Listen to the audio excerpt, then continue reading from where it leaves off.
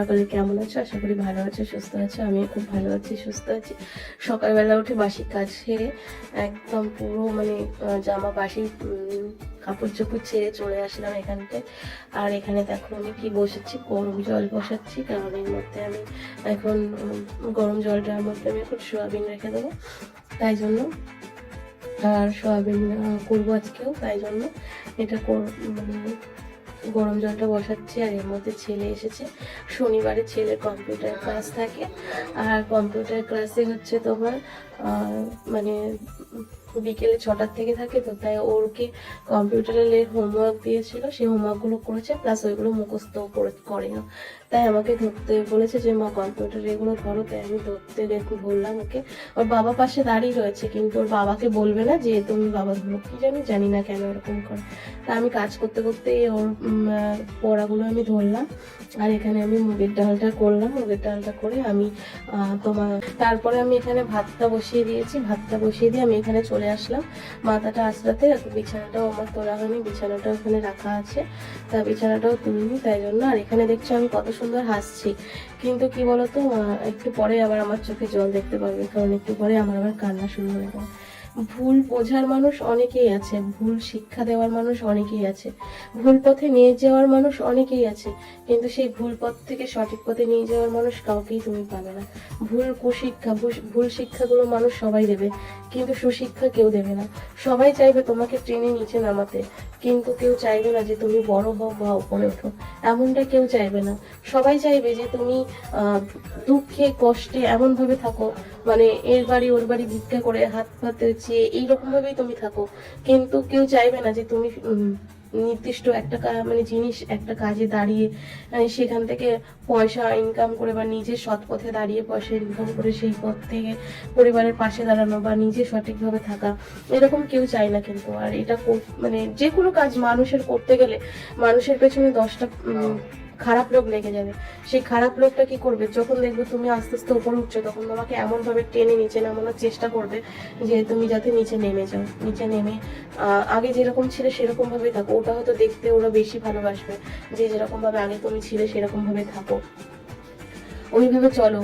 মানে সব সময় বাড়িতে অশান্তি, ঝই ঝগড়া, এটা নেই সেটা নেই, এটার অভাব সেটার অভাব, সব সময়ের জন্য সেই জিনিসগুলো যেন তোমাদের মধ্যে লেগে থাকুক।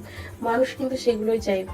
মানুষ কোনোদিনও চাইবে না যে তুমি ভালোভাবে থাকো, ভালোভাবে ঘুরো ফিরো, মানুষের সাথে ভালো রকম ভাবে কথা বলে, সেরকম মানুষ কিন্তু কখনোই চাইবে না। ঠিক আমার ক্ষেত্রেও এরকমই হয়। জানি না আমার পেছনে এত শত্রুতা কিসের, আমি কেন এরকম করি। প্রথম থেকে যখন অনেক ছোট ছিল, তোমাদের দাদার কথাটাই বলি, ওরা 4 ভাই বোন ছিল। আমার শ্বশুর মিলে কাজ করতেন, মিলে কাজ করে ওদের 4 ভাই বোনকে মানুষ করেছে, এমন ভাবে মানুষ করেছে, কিন্তু কাউকে কোনোদিনও কোনো কষ্টই রাখেনি। সবাইকে কিন্তু উচ্চশিক্ষিতে শিক্ষিত করেছে, যতটা পেরেছে করেছে। আমার ছোট ননদ মাধ্যমিক পর্যন্ত পড়াশোনা করেছে, আমার বড় ননদ মাধ্যমিক পর্যন্ত পড়াশোনা করেছে, তোমাদের দাদা 12 ক্লাস পড়াশোনা করেছে, আমার ভাসুর সেও। এবার সবার কিন্তু পড়াশোনা করেছে বলে যে মাধ্যমিক পর্যন্ত করেছে দেখে যে তারা খারাপ, মানে তা না। সবাই কিন্তু খুব ভালো ভালো রেজাল্ট নিয়ে পাশ করেছে। যখন তোমাদের দাদা 12 ক্লাস পাশ করে যখন কলেজে ভর্তি হলো, একদিন মতন গিয়েছিল শুনেছিলাম। তারপরে তোমাদের দাদার বাবার অনেকটা বয়স হয়ে গেছিল, ছেলে বললো যে আমি আর পড়াতে পারবো না, তোমাদের নিজের মতো করে যদি পড়তে চাও তাহলে পড়তে পারো, আমার আর খবরটা হচ্ছে না। ততক্ষণে তোমার দাদার যখন ছোট ছিল, অনেক ছোট ছোট ছিল, তখন দিদিদের বিয়ে দেওয়া হয়ে গেছিলো।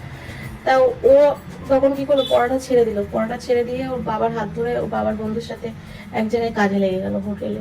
সেখান থেকে তোমার দাদার জার্নি শুরু, মানে সেই যে ঢুকেছিল আর আজও পর্যন্ত, মানে তোমার দাদা অন্য কোনো কাজ যদি দেওয়া যায় তোমার দাদা, সেগুলো কিন্তু পারবে না বলাটা ভুল, পারবে। মানে ওর একটু সেইভাবে, যেমন মানুষ জোগালে কাজ করে, মানুষে অনেক আছে, অনেক রকম ভাবে অনেক রকমের পেশা করে, সেগুলো মানে করলে মানে তোমার দাদার হাতে কষ্ট হবে, কারণ ওর সেইভাবে কাজ করা অভ্যেস নেই। ওর একটাই কাজে যখন লেগে গেছিল সেই ছোট থেকে, ওর মনের মধ্যে কি বলতো একটা জিনিস ঢুকিয়ে নিয়েছিল যে আমি এখানেই কাজ করব, এই জায়গাতেই কাজ করব, এই কাজটাই করব।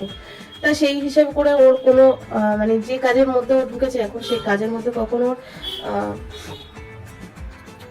সেই কাজের মধ্যে, মানে এখানে দেখো আমি কান্না শুরু করে দিয়েছি, কি বলবো, সেই কাজের মধ্যে কিন্তু ওর কোনো ছুটি থাকে না, কোনো ফেস্টিভ্যাল থাকে না। ও সবসময়ের জন্য মানে কোনো বন্ধুদের সাথে কিন্তু ঘুরতে বেরোতে পারে না, কোনো মানে পুজো অকেশন পাড়ায় যদি কোনো কিছু থাকে ও কিন্তু সেখানে জয়েন হতে পারে না। তা যাই হোক, এতে ওর খুব কষ্ট হয়। আর এই বিষয়গুলো ওর পাড়ার বন্ধুরা সবসময় যেন মানে থাকে যে আমাদের মধ্যে থাকে না ও ভালো কি মন্দ, সেই বিষয়টা নিয়ে বলতে বলতে আমার হাতে চোখে জল চলে এসেছিল। তা আজকের মতো ভিডিওটা এই পর্যন্ত। তোমাদের ভালো